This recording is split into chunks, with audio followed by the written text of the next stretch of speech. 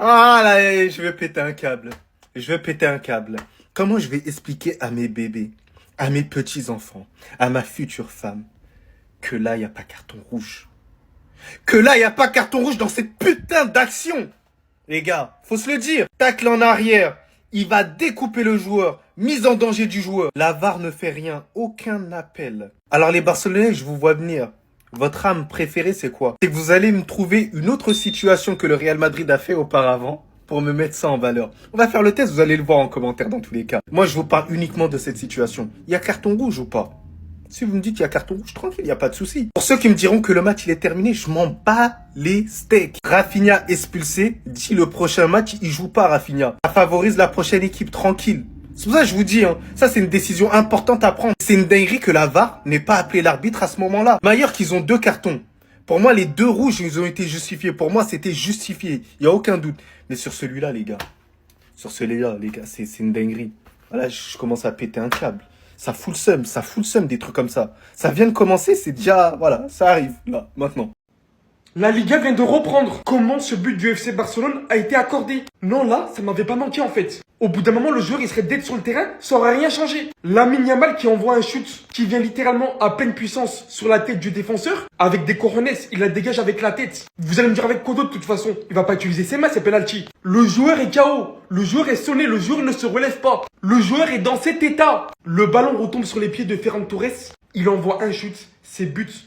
Quand littéralement tout le monde pensait que le jeu allait être arrêté. À en voir que le gardien a été surpris par la frappe. Il y en a beaucoup aussi qui se sont arrêtés sur le premier but. Je vous rassure, le ballon était bel et bien sur la ligne, même si de cet angle ça se voit mal. Mais ça par contre, ça ne devait jamais être accordé. Si le ballon a touché la tête, que le joueur semble groggy, sonné, désorienté ou reste au sol, l'arbitre doit arrêter le jeu pour permettre l'entrée des soigneurs. Le jeu doit être arrêté immédiatement si le joueur s'évanouit, mais également dans cet état. L'IFAB rappelle bel et bien que le principe de précaution s'applique, même sans perte de connaissance, un choc à la tête doit être pris au sérieux. Bah là, je peux vous dire que c'était pas le cas du tout. Voilà, et voilà les gars, la Liga qui est déjà corrompue au tout premier match du Barça. Est-ce que vous vous rendez compte que la balle elle est sortie? On parle du tout premier match les gars, le Barça ne se cache même plus. Sur le premier but de Rafinha les gars, la balle qui sort sur l'aile, comme on peut le voir ici avec Lamine Yamal, mais ça se joue et il y a but. Ferran Torres les gars qui marque alors qu'il y a un joueur de Mallorca qui est au sol. Rojo qui commet je sais pas combien de fautes les gars qui prend même pas de carton. Est-ce que vous vous rendez compte? Je vous parle tout simplement du premier match les gars du Barça. Est-ce que vous vous rendez compte? Même de la Liga si vous voulez. Les 2 joueurs de Mallorca les gars qui sortent alors que les frérots ils ont juste touché. Il y en a un il a juste touché Lamine Yamal. Il a juste commis un petit contact. Carton rouge. Non je crois que vous vous rendez pas compte. Ce n'est que la première mi-temps, ce n'est que le premier match du Barça les gars. Et on voit déjà tout ce qui est en train de se manigancer. Leurs problèmes de signature de joueurs, de Rashford qui va pas rentrer. Tout ça les gars, c'est qu'une façade pour vous faire croire que la Liga est contre le Barça. Mais réellement, qu'est-ce qui se passe sur le terrain? Qu'est-ce qu'on voit? Qu'est-ce qu'on observe? De la tricherie pure, de la corruption les gars. Des choses qu'on ne verra jamais dans un match du Real Madrid. Pourquoi? Parce que nous, on n'aura pas cette chance. Bon, est-ce que c'est une chance en vrai? Non les gars, c'est juste du mauvais jeu. Voilà frérot, je te comprends.